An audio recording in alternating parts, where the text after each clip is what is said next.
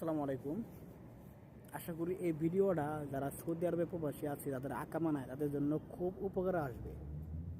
বর্তমানে অনেক দ্রুত ফাইনাল এক্সিট লাগাইতেছে সৌদি আরব এম্বাসি থেকে, ঠিক আছে, বাংলাদেশ এম্বাসি সৌদি আরব থেকে। আপনারা সেখানে কীভাবে যাবেন, কী করতে হবে, অনেকের কিন্তু অজানা। আমার এই ভিডিওর মাধ্যমে আমি যা বলি আপনারা মনোযোগ সহকারে শুনেন। খুব দ্রুত এই 3 মিনিটের ভিডিওর মধ্যে আপনাদের বিস্তারিত জানাই দিব। আপনারা প্রথমে রিয়াদ এম্বাসি যাওয়ার জন্য আপনারা প্রথম গেটে যাইতে পারবেন না, দ্বিতীয় গেটে যাওয়া লাগবে। দ্বিতীয় গেটটা দিয়ে গেলে আপনার হলো জেদ্দার রুট। ওখানে যাওয়ার পরে আপনারা ঢোকার সময় দেখবেন যে 5 রিয়াল করে টিকিট কাটবেন। 5 রিয়াল করে টিকিট কাটতে হবে। টিকিটটা হয়েছে এই যে এরকম,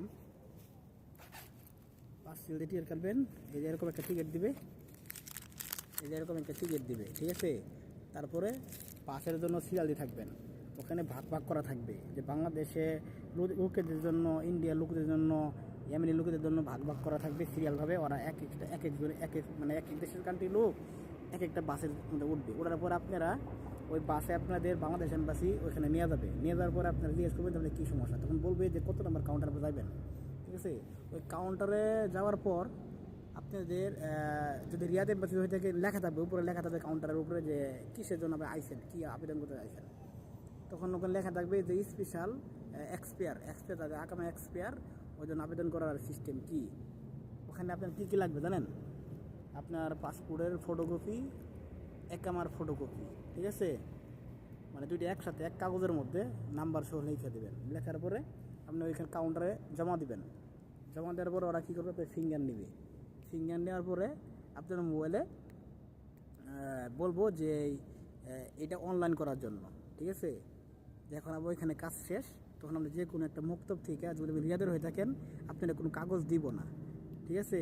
আর আপনি যে আকামা তা পাসপোর্ট ফটো দিয়েছেন ওইটা আপনাদের নিব না, ওইটা আপনারা ফেরত দিব। বলবো আপনার ফিঙ্গার হয়ে গেছে, এখন আপনি মুক্তবে যাইয়া আপনি মুক্তবে যাবেন। মুক্তবে যে কোনো একটা মুক্তবে যাইয়া আপনি অনলাইন করবেন। তখন কি আপনি মুক্তবে গেলে আপনি অনলাইন করবেন, 40 টাকার মতো নিব, 30 টাকা 40 নিব আর কি।